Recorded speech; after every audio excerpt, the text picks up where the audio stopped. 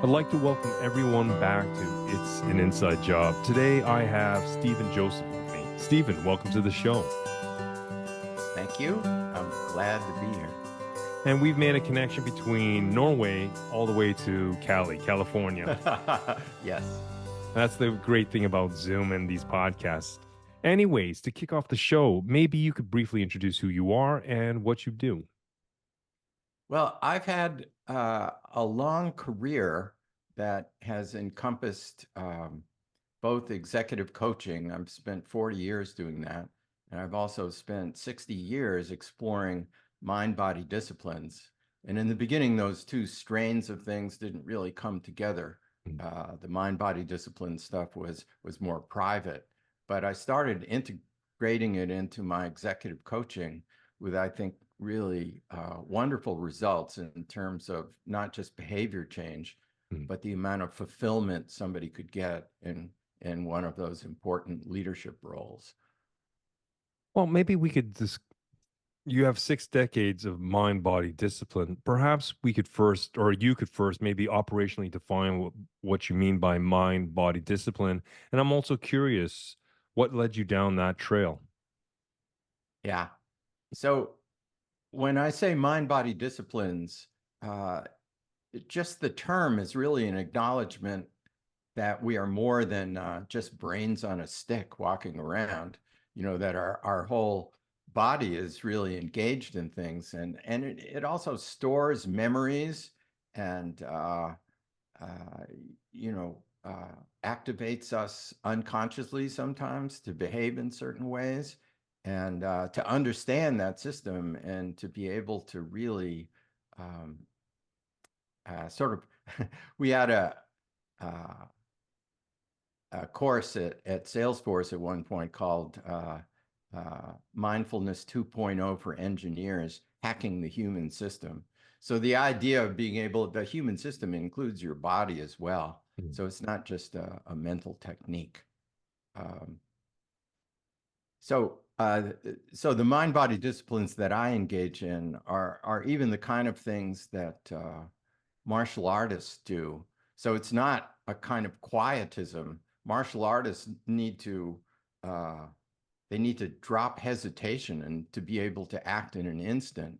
And that's also what leaders need to do, and with a certain amount of clarity. So that's why that gets included. Mm. So the mind body connection, where the psychology cannot be separated from the physiology, it's all one thing. And I find that also from the discipline of my background within clinical and cognitive sciences, where sometimes we get trapped up in our head and we just see the body as the vehicle, right? We see it almost as something we just use. It's everything resides in the brain. But as you said, there's embodied cognition in the sense of they show up as emotions and such. So what you're saying really resonates with me in that sense.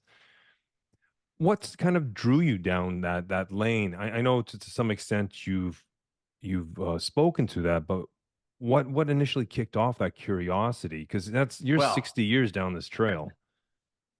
yeah, initially it was just my own desperation. I had some early trauma in my background, so I got off to a rough start in the first 3 months of my life. Um, and because of that, I really felt alienated in certain ways from other people, and it took me a long time to dismantle that cage that I felt I was living in. And so so that's what got me to practice as much as I did, because it seemed to relieve some of that desperation that I was feeling, and it calmed me down. So when you talk about resilience, Mm. uh, that can be a huge component of it, just to be able to relax and let your nervous system regroup. So I was just working on myself initially. So a lot of this mind body discipline and such over this time, I guess when you're feeling sort of derailed or discombobulated, it's something that you naturally fall back into. It's a habit of nature, a habit of thinking, a habit of behavior for yourself. Yeah, well, the way it operates, you were talking about the mental aspect, and then Mm, there's an emotional aspect, but there's also a physiological aspect. Um, if you imagine an acupuncture doll with all these, meridians traced all the way through the body, and you have an mm, acupuncture treatment, you feel incredibly balanced and fantastic. You can do that for yourself with meditations. You can get those channels to sort of release any glitches that they have in them, and that's very, very supportive of equanimity mm. and clarity of thinking. And so from this discipline, and then you kind of moved towards executive coaching or being a sparring Yeah. partner to literally probably thousands at this point. But what is the reason? What led you down that trail? And is there a connection between the two? Yeah. Well, I grew up in a business family. My father was a small businessman. He used to talk to me about his problems all the time, and it was fascinating to me. And I was also into performance. I was studying to be a concert classical guitarist, so the idea of being able to perform at your best was interesting to me. And then applied to business, I, at one point, I had studied various ways of understanding, you might call them modeling someone else's behavior, finding out exactly what they do and how they think and what micro decisions they make, that are out of consciousness that allow them to excel. So I used to go into people's businesses and I would say to the top guy, do you have anybody around here who outperforms everybody else? Mm, and and you don't know why, and they can't tell you why. So if you hire me, I'll find out not only why, but I'll do it in such a way that it will have applications to training if you want to train other people, and also to selection. And and that's how I learned about business, really learned about business. So I was at a juncture where I could have gone and gotten an MBA and learned from academics about this, but it was much more juicy for me to find these great performers, and often it was in sales, and it was just amazing to learn from these people. And then, so I call that business optimal performance, and that's how I really got into it. And then mm, I started thinking about, well, who has the most leverage when they perform well? And it's obviously the leaders, or it could be leaders of teams, but it's also the leaders of an organization that can, through their own performance, um, shape their cultures to bring out people's best work, mm. and to make it a great place to live and a magnet for talent. And I saw some great leaders who did that, and I wanted to help anyone who wanted to get those kinds of gains in their organization. That was just fascinating to me to work that way. So my curiosity's peaked right now. So you went into organizations. You would ask, who's the top performer? Everybody could point to him or her, what is, Yeah, but they couldn't articulate the reasons why he or she was right. a top performer. And you kind of, let's say, that found the DNA of top performers. So my initial question to you is: there some common denominators amongst these top performers that you discovered that you found that was sort of ubiquitous amongst all of them? Well, it was often role specific. So top performing salespeople were different than top performing managers, and but I think one thing, when you talk about resilience, Mm, um, they had, so one of the capabilities that all these people had was the ability to understand the outcome they wanted, and to have the sensory acuity to understand whether it was being fulfilled in the moment, and the flexibility to do something else if it wasn't working. And it was just operating continuously. And uh, and then you get into the skills that they had to pull that off. and that was interesting to me too. So in a sales situation, I mean, I don't think we want to get into those weeds quite as deeply as something's tugging me to do that. But I Mm, think it's probably better for our conversation to stay above the details. Um, but one thing that was amazing to me was to find out that people matured. So I know you're a psychologist, and that we understand pretty well, have understood since Piaget the cognitive and behavioral and emotional stages of development. So a mm, 2-year-old is different than a 5-year-old, and she's different than an 18-year-old, and et cetera. And we used to think that, okay, when you get to be in your early 20s and your brain has finished adding neurons or completing itself, then that's the end of the story. But it isn't. mm, And so, if you think of all the leaders that you know, and you think of the ones that are really seasoned, maybe they're in their 50s and they just have a way about them that's totally different and more mature, um, and better able to understand and use the collective intelligence of their organization better than somebody who stays at the stage where they're just trying to achieve and they're just trying to demonstrate to other people that they're the smartest person in the room. And mm, those leaders can progress very well. They can make a lot of money. Um, so it isn't that you have to be this great person to make a lot of money.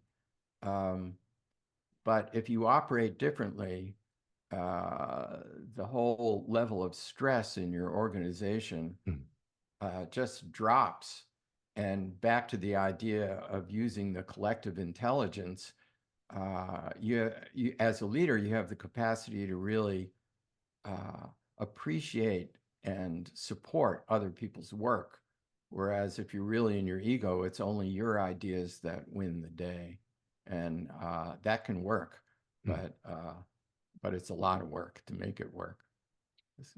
That leadership maturity or that psychological maturity moving from one stage to the next as you've articulated, that would suggest to me that these particular leaders that are much more mature, that think above and beyond themselves and sort of the team around them, the greater organization, would suggest to me a sense of certain values such as humility, conscientiousness, vulnerability, a sense of empathy.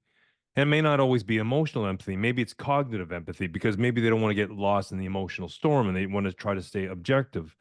Is this, without getting into the weeds, as you said, but would you say this is part of the common denominators of some of these sort of top performers, irregardless of discipline, if it's marketing, sales, or strategy, or what have you? Yeah.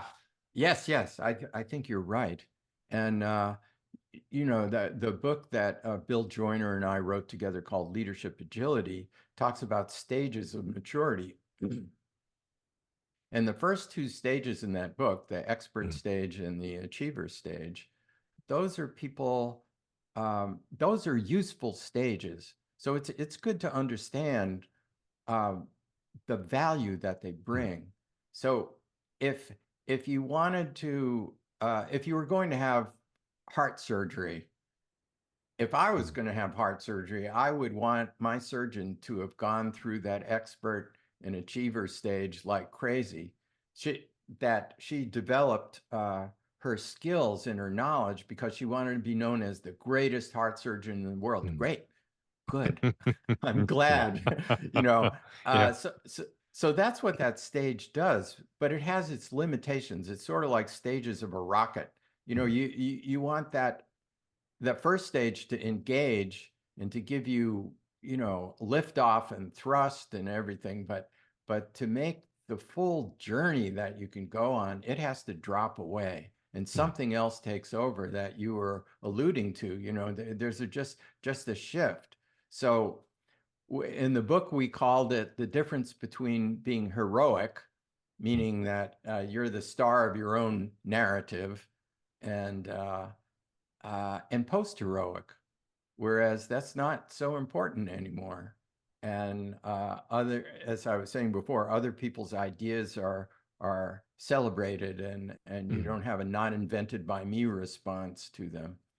And that's where your organization can really start to evolve to a place where people contribute like crazy. And that would suggest to me, if we looked at those two, heroic and post-hero, that evolution to post-heroic, that would speak a lot to creating a much more robust and resilient team, individuals, teams, and organization, especially with market forces or technology or disruptions of what sort, where you have that. I was wondering, maybe could we spend a little time just sort of maybe opening up and exploring what you mean by post-heroic, and maybe operationally defining it a little, to maybe speak Yeah, to capabilities or abilities or certain mindsets that need to be adopted in order to mature to this stage. yeah, that's a great question. You know, when Bill and I were writing the book, we were looking to find these what we called high stage post-heroic leaders to Mm. interview. So we had three questions that we used. So we'd ask people, who do you know that we could talk to whose leadership has made a difference and that you like them personally and they've been in the game long enough to get over themselves. And that I would watch their face kind of fall on the last criterion. They'd say, "Oh, I had someone till you mentioned the get over yourself part." Okay. And getting over yourself uh, is really the key to it. Mm. And so, how does that really manifest when you're talking about operationally defining it? It's a total different orientation. Um, so, going into the spiritual realm for a moment, Mm. the people who talk about enlightenment, especially in sort of the Hindu traditions, talk about dropping the self. Just even if you're meditating, for those out there who are meditators, you could be in a very nice uh, sort of equanimous state, and then you can ask yourself, is there a witness to everything I'm experiencing? And then the answer is usually yes. And then you say, well, where is that? Is it someplace in your field, in your head, and what? And then you can ask that place, uh, would you would you welcome the invitation to dissolve, melt, and Mm. relax into and as kind of this field of awareness that's all around and throughout? And that way of phrasing it comes from Connie Ray Andreas's work called wholeness work. And I love that work. I use it a lot because it's very, very practical. But if you think of the idea of Mhm. this sense of self sort of dissolving and you're just present and responsive to the world, the whole friction drops Mm. out. It's like if you imagine that meditation is sort of like this, that we're standing outside a room that is totally dark, and we love to go in and explore everything that's in there, but we don't have a source of illumination, or we wish we had a clear light Mm. for illumination. We could shine it everywhere and explore everything and really delight in what was there. But we don't have that. What we usually have is a slide projector. And the slide projector has little scenes from our life, our hopes, our dreams, Mm. our presuppositions, our fears, uh, little stories about ourselves, what we believe about ourselves. Mm. And that's what we're shining everywhere. Wouldn't it be great if we could just dissolve the slides and really have a good look? Mm, What would it mean to our spouses, partners, children? And of course, what would it mean when we're looking at business problems? True, mm, too, because what we're talking about is like signal to noise ratio, and we're dropping out the noise, mm, and we're just being able to, as people in Zen say, see the world as it is, not as it's not. Things are as they are, they're not as they're not. And mm. Yeah, so, my mind is there's a number of elements that kind of floating around, and you've really triggered my intrigue with this. So let me just rewind, make sure I'm on the same playing field as you here. So yeah, when you were talking about sort of dropping the self, that means kind of letting go of the ego, and so in a sense, that is part of the DNA of someone of a leader's leadership maturity that we can define as post heroic, where it's not all about them and what they have to score and using the right. people and the team under them to get that, but it's more of a collective intelligence, a team achieving something. And so, like walking on ice, it's better to spread your weight instead of having one central point going through the ice. But is this what Yeah, I kind of beautiful. understand? And maybe it's a wrong Yeah. metaphor. I don't No, know, no, but no. I love the ice thing. Yeah, no, that's great. Spread it out. Um, yeah. So just to bring it down to something really practical.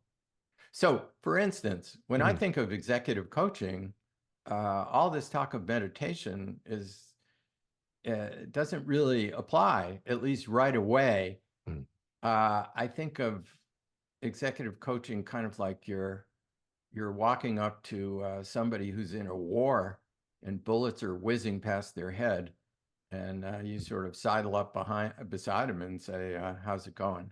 And that's the start of a conversation. You have to start with what challenges they're facing and how they're responding to it.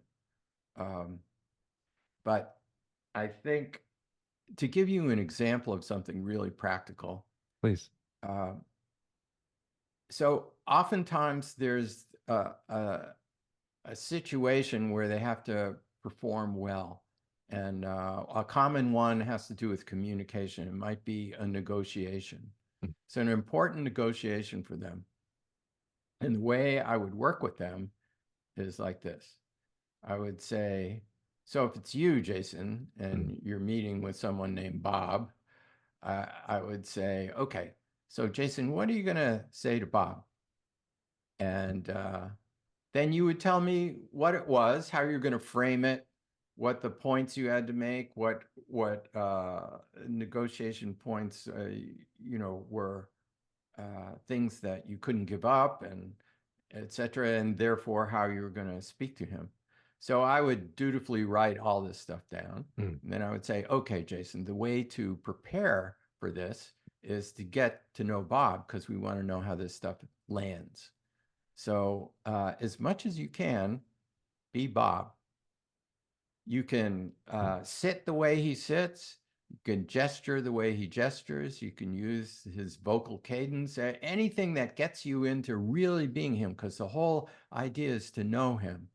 So, and not to do a caricature, but really to connect as well as you can. There will be things that you don't know, but that's all right. So then once you're in that role, I would start asking you questions like, I understand you're going to meet with Jason. What's important to you about that? How do you think that's going to mm, go? And those things that were important to you, why are they important to you? And really, just stepping back, how did you build your business up in the first place, and how did you get to this point? And even you can ask, who's at home for you? Do you have a partner? Do you have children, goldfish, reptiles, mammals? Who's at home? What's going on in your life? And so the idea would be to get you into as much as you can what it's like to be him. Mm. And when we've accomplished that and you feel like you're settled into it, I would say, well, I happen to know what Jason is going to say to you next Tuesday at 2 o'clock. Do Mm. you want to hear it? And of course you do. And if you don't, there are other things you can do, but Sure, we sure. won't get into that. So then I read the stuff that Jason was going to say. And invariably, the Mm. response is, well, some of that would work, but there are other things that wouldn't work at all. And I shouldn't say those. And then we spend some time reworking what you're going to say. And then if it's the kind of negotiation that has the potential to be collaborative, and not everyone is, Mm. I would say that you know figure out a way to begin it. And one way you can begin it is to say, Bob, in preparation for this conversation, I've been thinking about what it might be like to be you. And as I thought of that, I would think that these things are concerns of yours. And you can correct me if I'm wrong, and then you say what they are, and then say, and I'm happy to tell you my concerns. And I think the best way to approach this is to have a conversation where, as much as we can, those concerns get addressed well on Mm. both sides, and we both walk away feeling like this has been fruitful and collaboration. Um, Not every negotiation can do that, but there is the possibility. So some version of that Mm. preamble is often good. And then you can say, okay, Jason, is there anything about Bob that is off-putting to you? And then, if you said something like, yeah, he's a self-important jerk. And then you say, okay, so how does he behave to, get you to call him that? And you describe the behavior. And then you say, okay, Mm. so just imagine that you were behaving that way. And I know you don't and wouldn't, but Mm. imagine that if you did, what emotions would have to be present in you that would be driving that behavior? Mm. And usually often it's anger, uh, but sometimes but it usually gets down to fear and some kind of self-protective something. Mm. And then you can use a meditation technique, which I'll tell you right now, to just dissolve that. And we'll go into why that's important. But let's say that you felt that he was afraid or angry, and Mm. and you felt it in your solar plexus. And then I would lead you through a process where you just uh, softened your breath and relaxed your body to a point where you could investigate and tolerate that emotion. And then we could use some of Connie Ray Andreas's technique where you just say, well, where is the one who feels like that? And Mm. then in that method, often you say, well, I feel something in my shoulder right here. And then you can get some more detailed description of it. And then you could say, well, you could say you're aware of this. Where is the one that's aware of it? And that goes back to the idea of dropping the self. There's a self that's observing all this stuff. And you get to dissolve that self that's observing and dissolve the feeling that's driving this behavior. And all of a sudden, it's uh, it's easy to feel a kind of compassion for Bob. Or even if you don't Mm. get to that place, you could understand how uh, he could feel that way, and your reactivity. The purpose of it is to lessen the reactivity you have to the other person. So now that you've gone through this exercise, it's easier to do that. And because of that, it's easier to listen in the conversation without dismissing him. And Lao Tzu, who's my favorite Taoist philosopher, enlightened poet, 2,500 years ago, Mm, said, "A good man, before he can help a bad man, finds in himself the matter with the bad man." mm. And that's quite beautiful to me. And so this brings up um, my philosophy of executive coaching Mm. is not so much, I mean, I've got a lot of examples of how people have handled things for, over 40 years of working with people, but it's not my expertise that I'm really offering. I, because I don't want to give people advice about how to handle things Mm. as much as I want to put them in a consciousness that's new for them, that they can look at it with fresh eyes and think for themselves, well, if I look at it this way, uh, what's the best outcome? And that's really how I coach. But I find it fascinating because, if we keep to the framework of moving from heroic to post-heroic, heroic being it's all about me, it's I'm the leader, I can achieve, I'm a go-getter, what have you.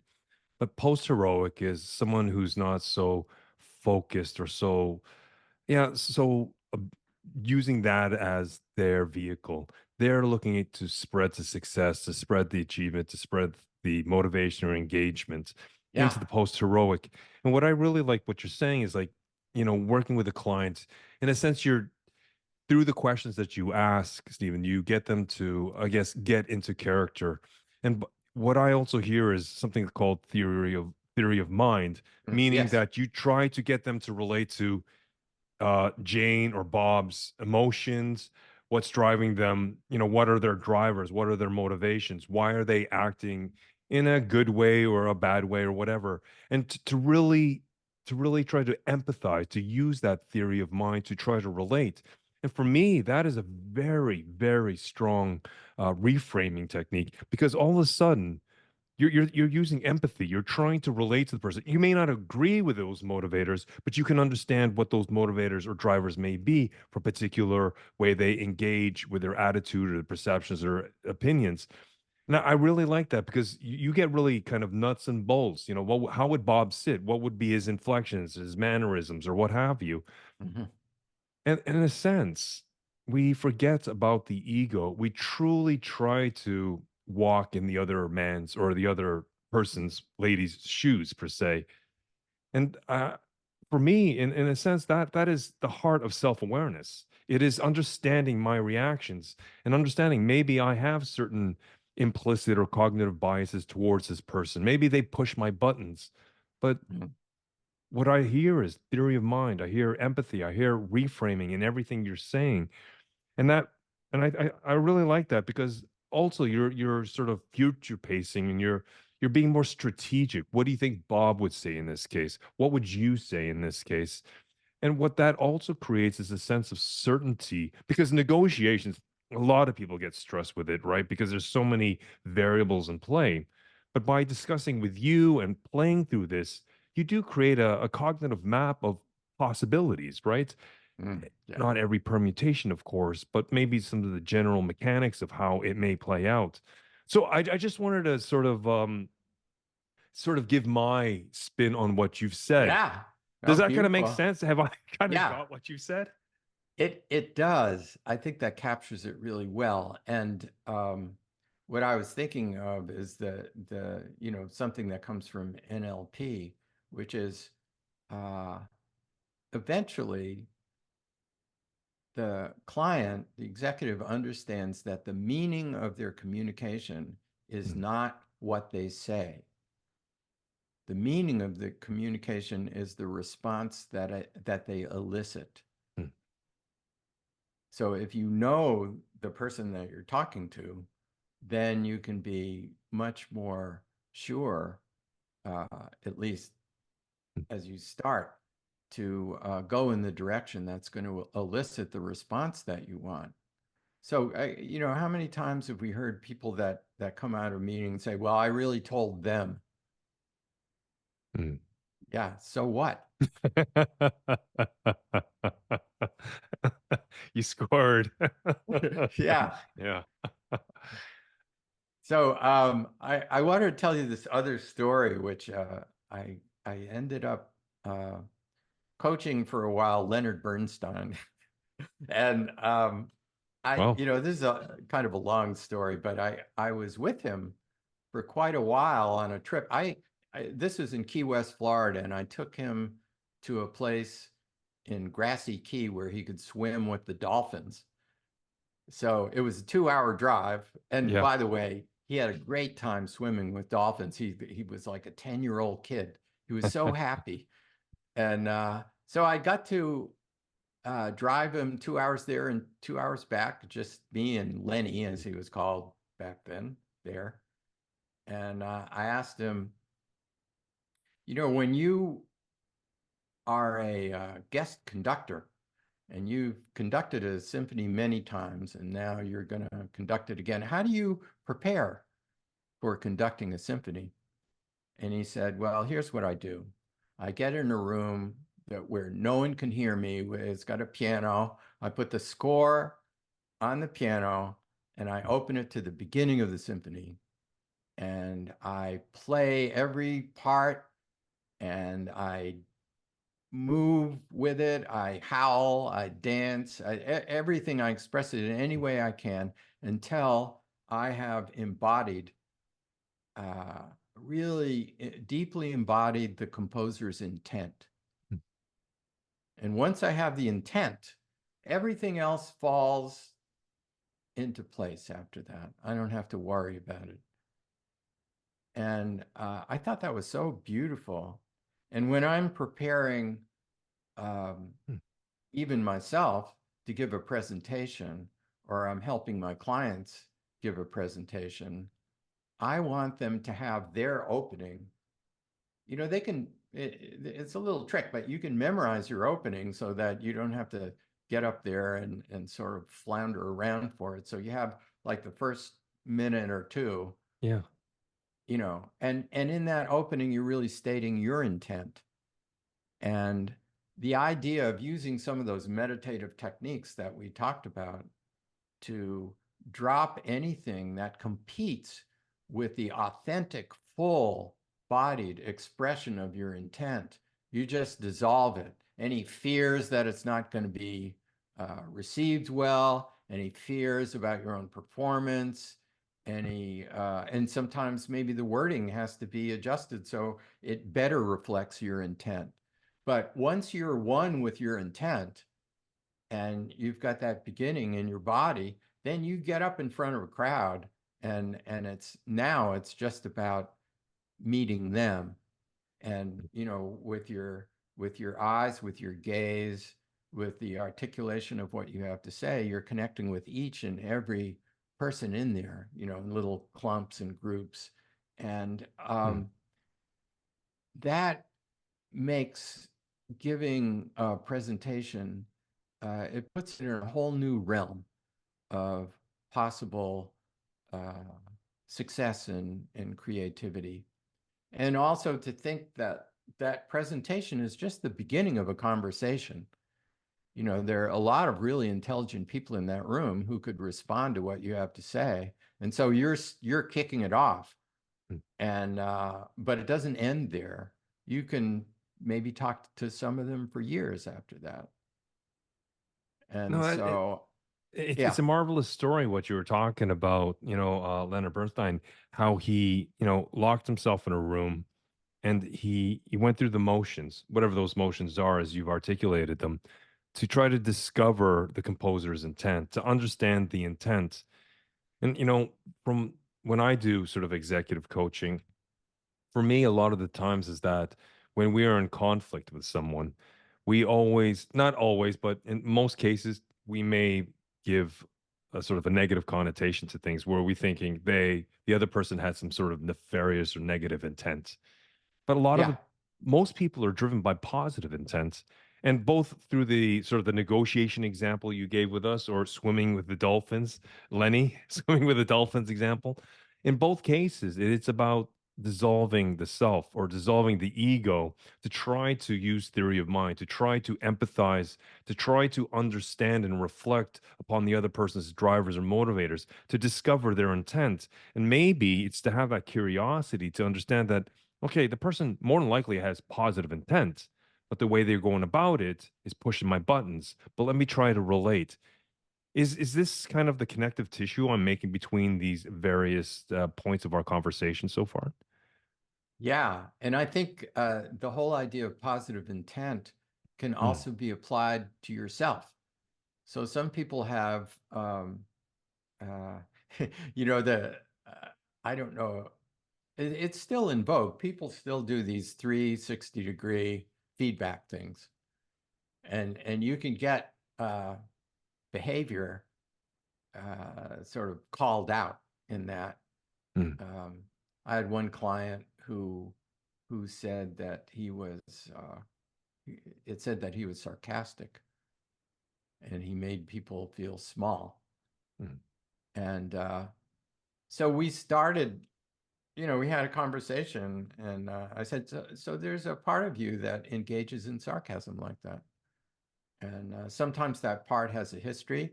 I was growing up in a big family and everybody was sort of competing for resources and at each other's throats. And I learned how to give as well as I got, mm, that kind of thing. So you can work with that.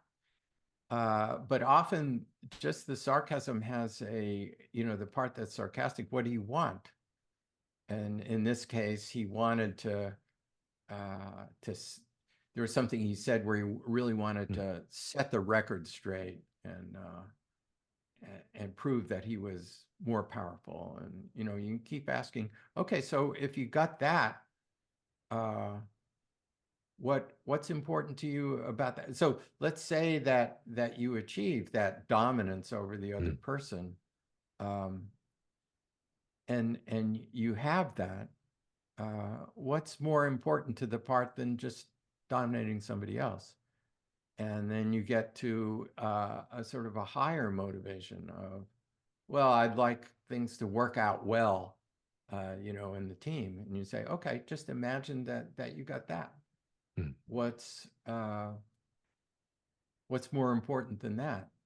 And it may be that eventually they get to a place, I want people to succeed. And then sometimes it goes even higher than that, to I want to just be able to relax into some kind of enjoyment. And, these are all the positive intents that are underneath this seemingly negative behavior. So if they have that experience with themselves, it's a little easier to realize that someone else's negative behavior is just protecting something in them. mm. And if they just relaxed around it, um, things would be a lot better. So you don't fight them. And so what I hear is that you ask a series of questions to trigger self-awareness, to understand what is the narrative which drives the feelings, which drives the behavior. And as you said that maybe the sarcasm is just a tool they use, they've become so acclimatized to it because, for example, fighting survival for resources in a big family, that allowed him or her to get what they needed. But the world has moved on. They've moved on, but some of these old ingrained behaviors haven't. And in a sense, Yeah. it limits them in the perceptions of others. So they may have noble intent, but the way they are being perceived by others around them is is counterproductive to actually what they want. And so what I hear you're saying, Stephen, is that by asking them, well, what actually is driving? What is the reason you are sarcastic? What are you trying to achieve? Some Yeah. sort of greater good. And Yes. you said, Yes. well, Yes. why don't we just go straight there, right? Which is more. And so this would be an evolution from the heroic mindset in a sense to a post-heroic mindset. They start thinking Yeah. more about the collective or the greater good. Yes. Well, it's really interesting to think that most of the skills that uh, are that people have that other Mm, people don't like are actually coping mechanisms. And when you get to the point in your evolution where you don't have to cope so much anymore, Mm, uh, those skills that were used in that coping behavior, they're still there. In other mm, words, you don't have amnesia for how to notice things about people, that's a base of sarcasm and stuff like that. mm. But but you apply them in a much more enlightened way. And so there are a lot of people who got, what makes you want to be a leader? It's the whole heroic thing is really strong. Mm. But when you finally get there, can you relax and start operating at a different level that makes life a lot more fulfilling to you? And all those skills that you got to claw your way to your present position or whatever drove you to your present position, those skills are still there, but you can lighten up a little bit. There's sort of a red thread. I've found there's sort of three major points that I've kind of picked out from our conversation so far, Stephen. One is the sort of performance. What drives top performance? The other one is the executive coaching you've talked about. And a third one is sort of this meditation or this mindfulness. And these three create a confluence in the way you do your practice, the way you run and develop your clients and such. In sometimes where I work, they can be very sometimes transactional, some of these organizations, very Hmm. technical, very strategic. And so, sometimes we have to talk very sort of nuts and bolts type of terms. And so mindfulness for some organizations is like, okay, this is sort of hippie thinking. This is way out there. It's on the fringe. But we know it isn't, because if we look at mindfulness from a scientific point of view, it is one of the tools that can create equanimity and resilience. But I was wondering, how do you, because obviously you've worked with a number of different organizations, and some of them are going to be much more open to it and some much more closed or restrictive the way they see things. In those closed and restrictive type of organizations, how do you how do you use mindfulness, or how do you encourage meditation and such to dissolve, to be able to evolve from the heroic mindset to a post-heroic mindset? I know that's a very open and general question, but please Yeah. take it to where you'd like it. Well, maybe we were talking about this. Maybe it's time to do a little example of meditation to just show how the kind of meditation that I lead people through um, really has a result of not only opening you up Mm, and dissolving stress, but at the same time can get you into a mind space that mm, is more post-heroic and an experience of dropping the self and what it's like, how much more pleasant it is mm. without the ego driving you, and how much more fulfilling uh, and I think also more effective you can be. So is I it think time that to would do be that? that'd be a perfect segue into maybe an example of it. So it's sort of a living, breathing example people can sort of relate to. Yeah. So just by way of introduction, Mm, uh, regular old mindfulness, which is fantastic, um, is often a hard sell for someone who is really trying to, just get stuff done. And so the idea for a person like that who's sort of keyed up and running on adrenaline, mm, and you want to suggest that they sit for 10, 20 minutes and watch their breath and pay attention to their experience of that often is their mind is being sent on a low yield errand and mm, so they often sit there and say, okay, I'm supposed to be watching my breath. All right, I'm watching my breath. Am I supposed to be not thinking? I guess so. I don't know. mm. I'm thinking about not thinking. I don't know. I hate this. Kind of So, the soldier in the foxhole, like you were talking about before. yeah, yeah, a little bit, because there's so much going on, and Mm, they're not used to, um, in the martial arts that I've studied, they're called internal martial arts, where you achieve power not through strength and not through, just the biomechanics of shoving your hips into it and connecting your scapula and fist. mm, Uh, it's by relaxing that you get actually more speed and more power. And so the kind of meditation that I'm talking about is the kind of that really generates eventually that internal power. mm, And then the last component that we'll throw in has to do with just giving people an experience of not thinking so much, with not, at least with not mm, so much ferocity. And there is something, another thing that's been really helpful. Another person's work that I've liked and used is, there's a man named Les Femi, who's done a lot of. He has a book called The Open Focus Brain, and we'll mm, use some of his methods in this.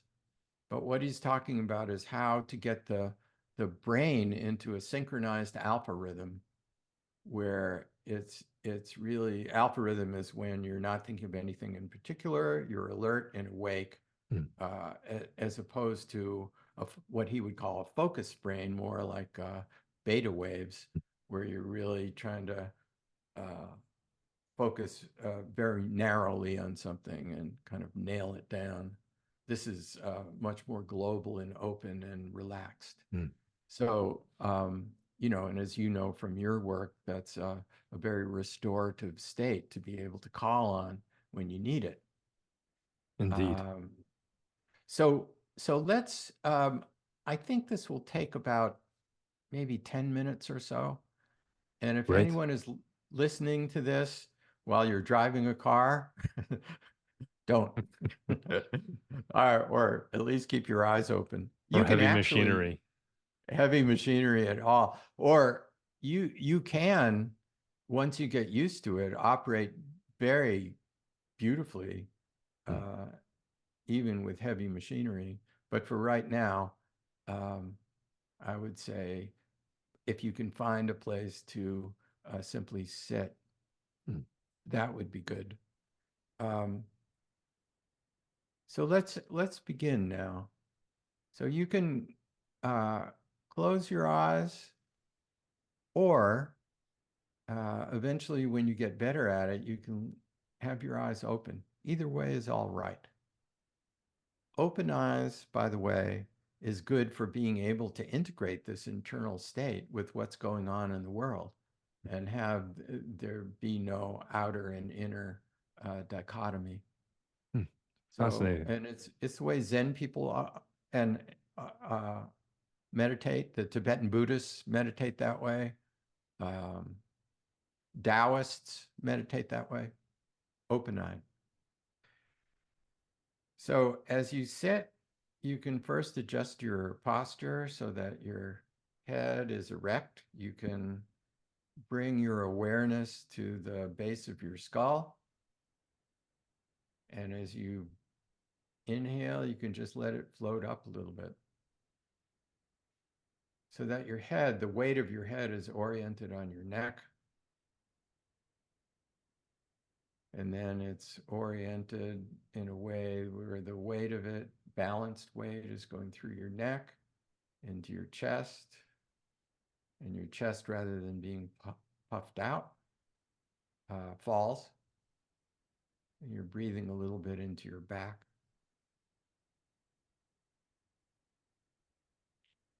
And then you're breathing into your solar plexus and your belly.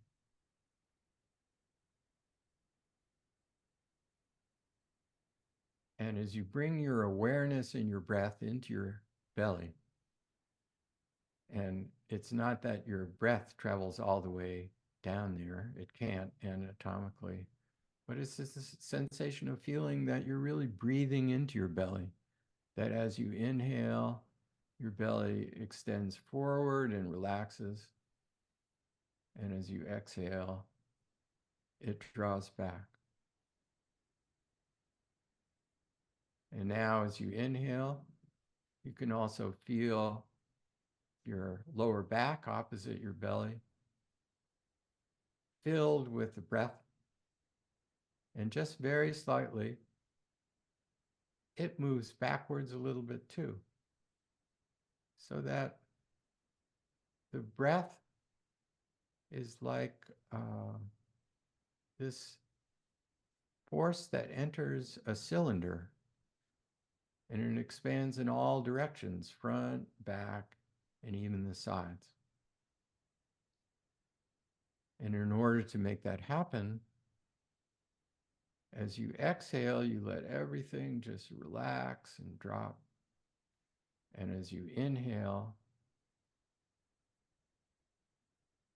then let anything that's in the way of the breath occupying your belly, your back, your sides, any constriction, you can invite it to just relax and melt.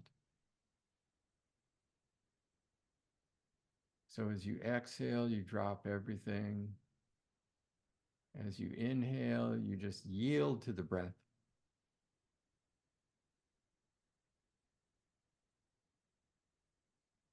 And then bring your awareness up a little bit to include your solar plexus and your diaphragm. And now as you inhale, you're inhaling not only into your belly and your back at the belly level, but also higher up in the solar plexus. And again, as you inhale, everything releases so that there's more room for your breath in your torso. So now a breath that starts in your belly and back starts to include your solar plexus and the corresponding area in your back.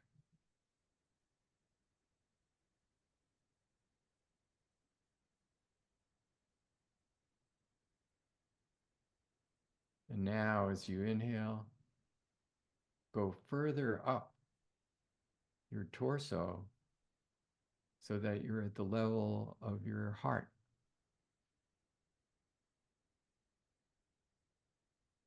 As you exhale, everything drops back into your belly.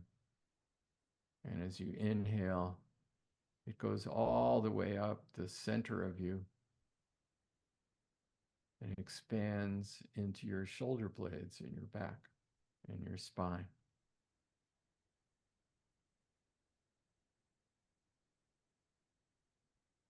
If you want, you can imagine a luminous pearl that's right in the central channel, the very middle of your torso. And as you inhale, this luminous pearl goes up all the way to the level of your heart. And then as you exhale, it falls back down into your belly.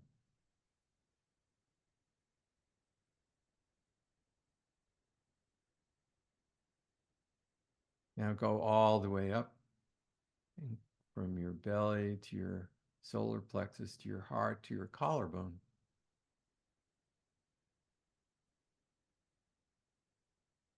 And then as you exhale back down to the belly, the breath gets slow and soft and smooth. So every inhale, things relax to make more room for the breath. And on the exhale, you just balance in stillness.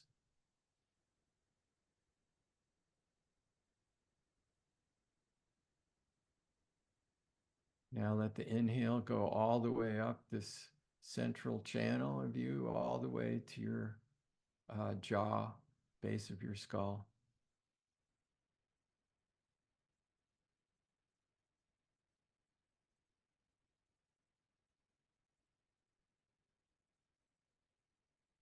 And now all the way up to the center of your head.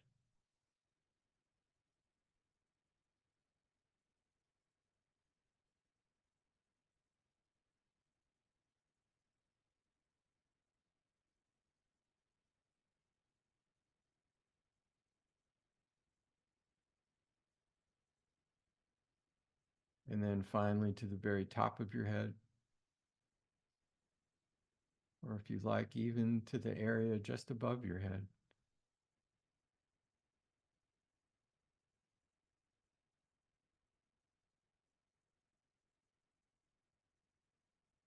Let your body totally relax and bring your awareness to your eyes. So if you talk to a physicist, everything about your eyes, the tissue, the fluids, the different parts, at the molecular level or the atomic level, all of that is actually mostly space. And so we use that as a metaphor for how to think about clearing that space. So can you rest with your breath and your awareness in the space that your eyes occupy?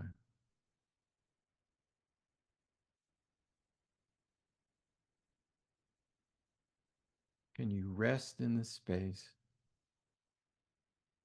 that your eyes occupy in your head?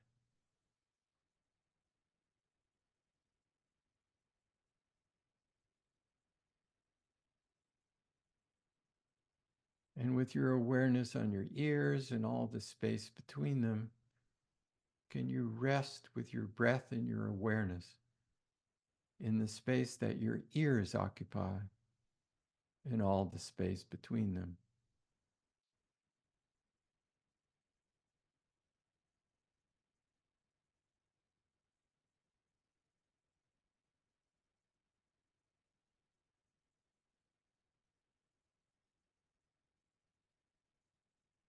Can you rest in the space that your tongue occupies in your mouth?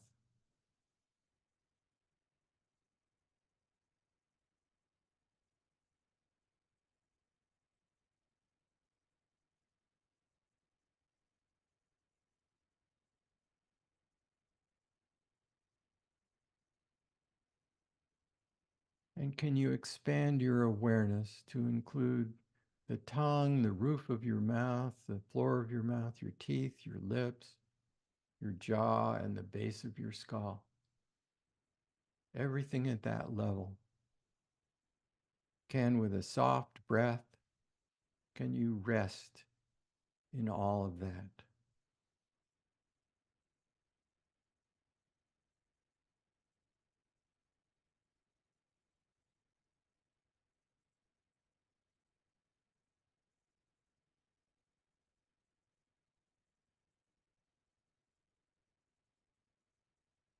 Can you rest in the space that your brain occupies under the dome of your skull?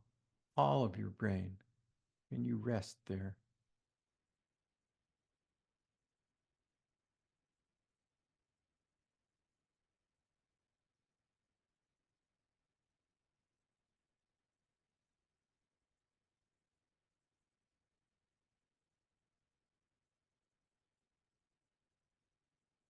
Now, can you rest in the space that your whole head occupies? And also your torso.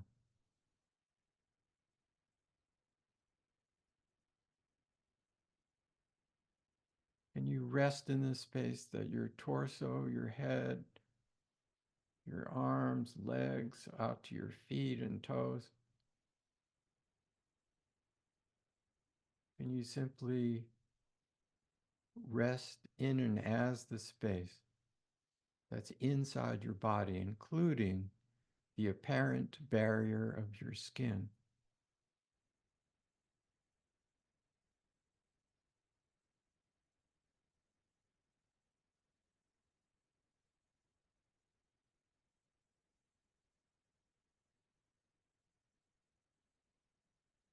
Now, can you feel into the space that's outside your body in front of you, that's behind you, to the sides, above you, even below you? Can you rest in the space that's outside your body?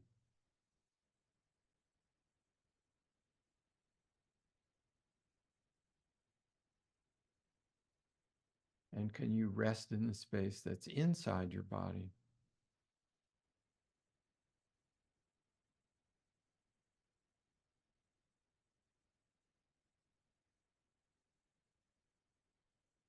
Now, can you rest in the space that is both outside your body and inside your body as continuous space?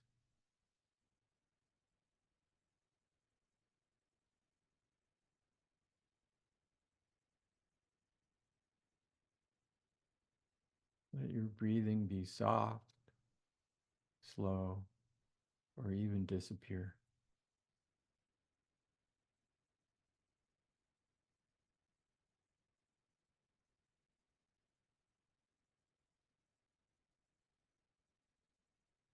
And if there's a sense that there's some place in you that's witnessing all that,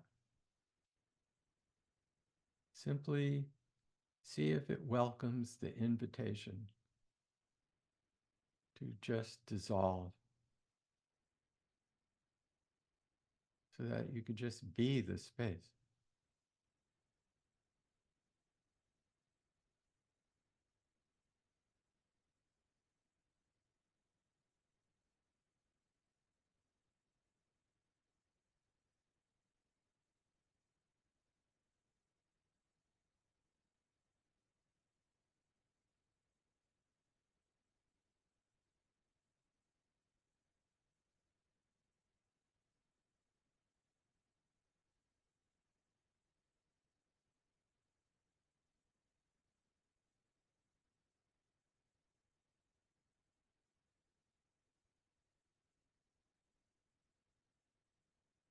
Okay, so when you want to end a meditation like this, you can simply start in your belly and just breathe up to the top of your head and out to your fingers and toes on the inhale. And then exhale all the way back down to your belly. And then inhale all the way out to the periphery.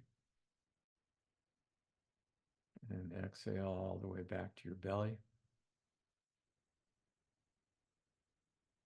Inhale out to the periphery.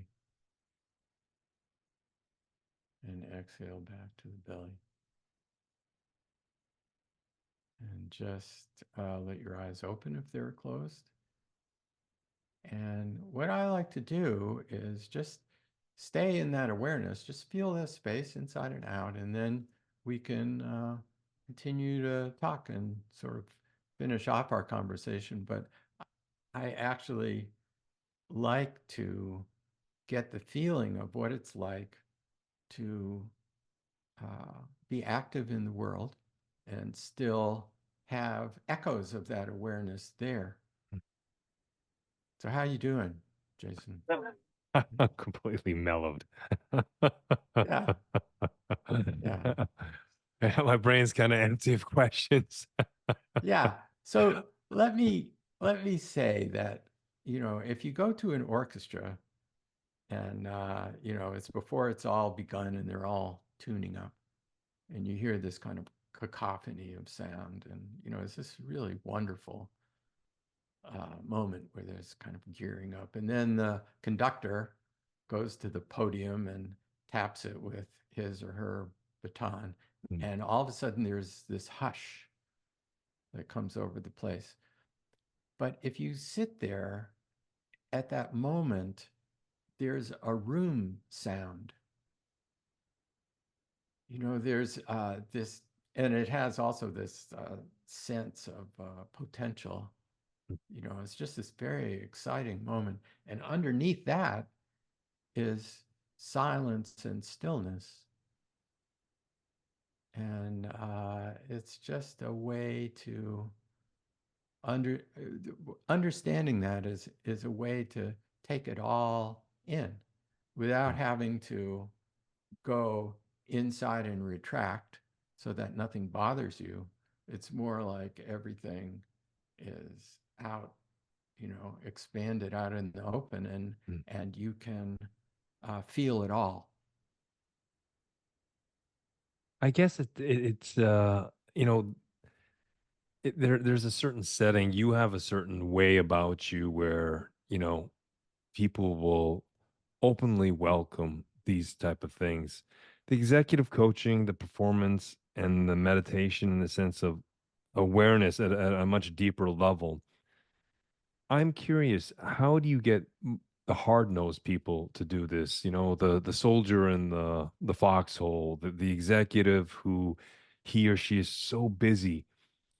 Is this is something they will how do you get them to encourage them?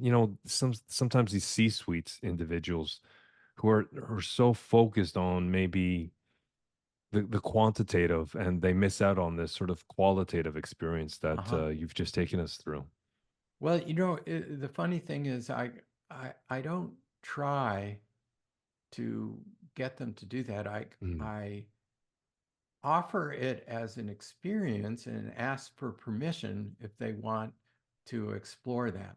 mm, And some of them don't and never do, mm, and that's fine with me.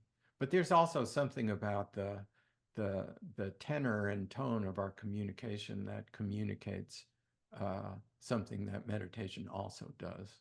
mm, Because I'm usually sort of in that awareness as I talk to people, and that is contagious in a certain way as well.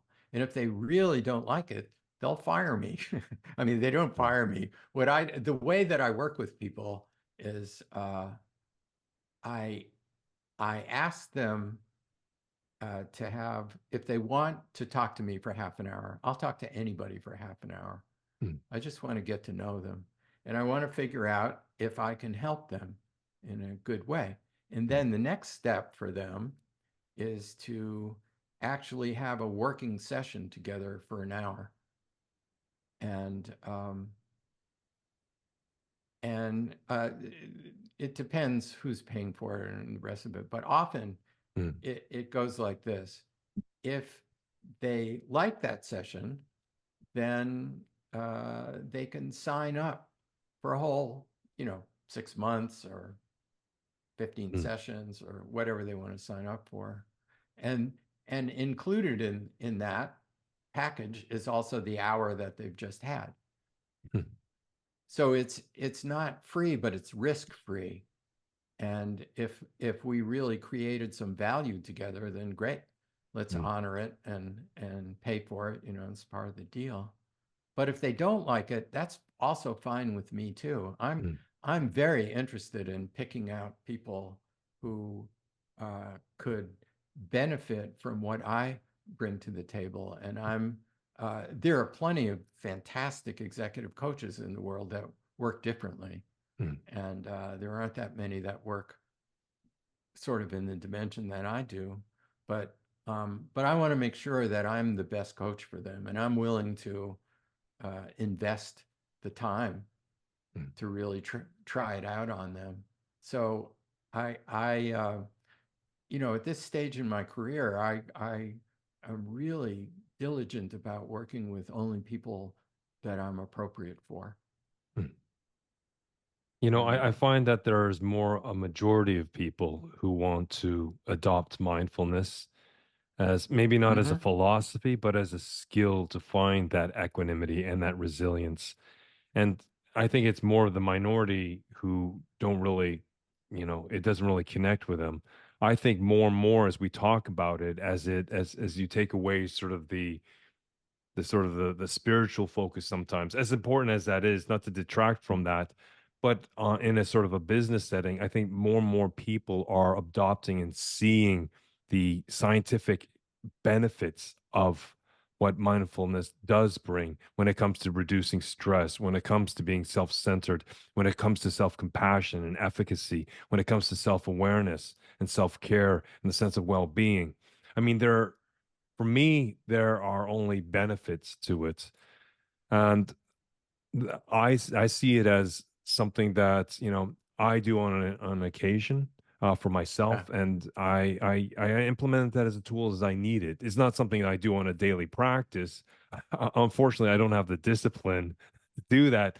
But to give credit where credit's due, I do it when I need it, when I need to find a Yeah. sense of, when I'm derailed and I need to kind of find sort of my centeredness again. So that's how I use it. So I think what we've talked about today will appeal to the majority. And there's always going to be the minority that it doesn't appeal to. But this confluence of performance and the way you run executive coaching and the sense of mindfulness meditation, for me, it's a triad that is a proven concept. It's something that has impact.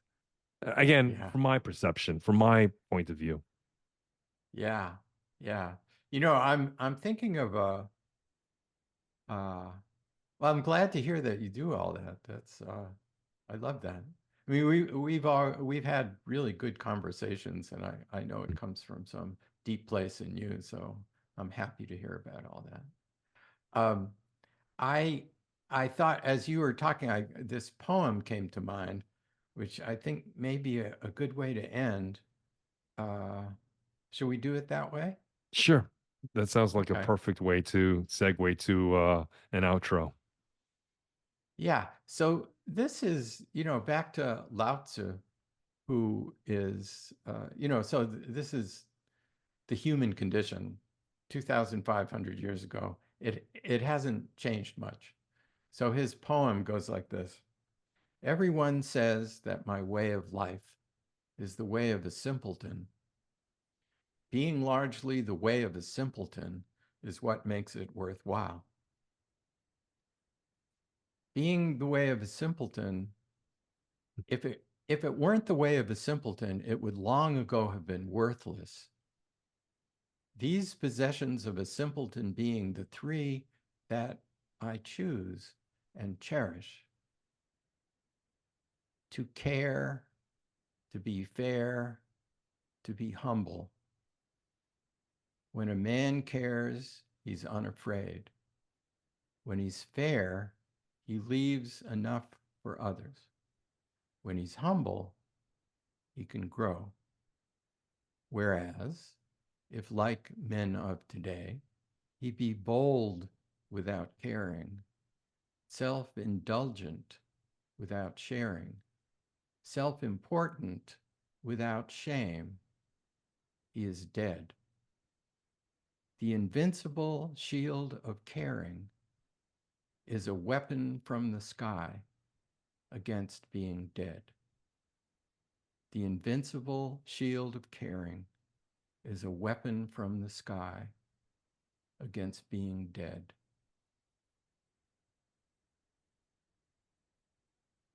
It's a very moving poem. It in a very eloquent way, it characterizes the shift of mindset from heroic to post heroic. Yeah, yeah. Well, Stephen, thank you very much for sharing your knowledge, your time, your experience, and taking us through a meditative practice that completely mellowed me. I'll clip in and create its own MP3. Not when I'm driving or running heavy machinery, but when I find that quiet place in my home. Great. I thank you very much for your time today, Stephen. It's been a pleasure. I love talking to you.